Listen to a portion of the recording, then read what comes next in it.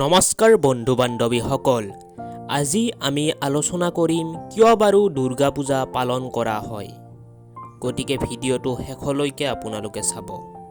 মহীশাহুৰ নামে এজন অসুৰ আছিল। তেওঁ ভগৱানৰ বহু বছৰ ধৰি তপস্যা কৰি আছিল আৰু তেওঁৰ তপস্যাত সন্তুষ্ট হৈ ভগৱান ব্ৰহ্মাই তেওঁ কি বৰ বিচাৰে সুধিছিল। তেতিয়া মহীশাহুৰে তেওঁক অমৰ বৰ দিবলৈ আহ্বান জনাইছিল। কিন্তু ব্ৰহ্মাই কৈছিল যে এই সৃষ্টিলৈ যিজনে আহে তেওঁ এদিন পুনৰ পৃথিৱী এৰি যাবই লাগিব। এই নিয়মৰ কেতিয়াও অমান্য হ'ব নোৱাৰে। গতিকে তুমি বেলেগ কিবা বৰ বিচৰা।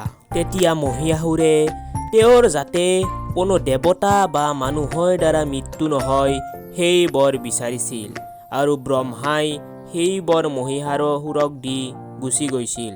মহীশাহুৰে এই বৰ লাভ কৰি পৃথিৱীৰ মানুহৰ উপৰিও দেৱতাসকলৰ ওপৰতো অত্যাচাৰ চলাইছিল। মহীশাহুৰৰ অত্যাচাৰ সহ্য কৰিব নোৱাৰি পৃথিৱীৰ মানুহৰ লগতে দেৱতাসকলেও ব্ৰহ্মা বিষ্ণু মহেশ্বৰৰ ওচৰত সহায় বিচাৰি গৈছিল।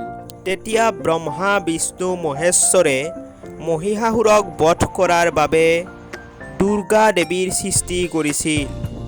এই তিনিওজনে দুৰ্গা দেৱীক শক্তি দিছিল আৰু প্ৰবল পৰাক্ৰমী কৰি তুলিছিল। এই দুৰ্গা দেৱীয়ে মহীশাহুৰৰ ওচৰত মায়া কৰি এগৰাকী সুন্দৰ নাৰী ৰূপত উপস্থিত হৈছিল। মহীশাহুৰে সেই দুৰ্গা দেৱীৰ সুন্দৰ ৰূপত মোহিত হৈ তেওঁক বিবাহৰ প্ৰস্তাৱ আগবঢ়াইছিল।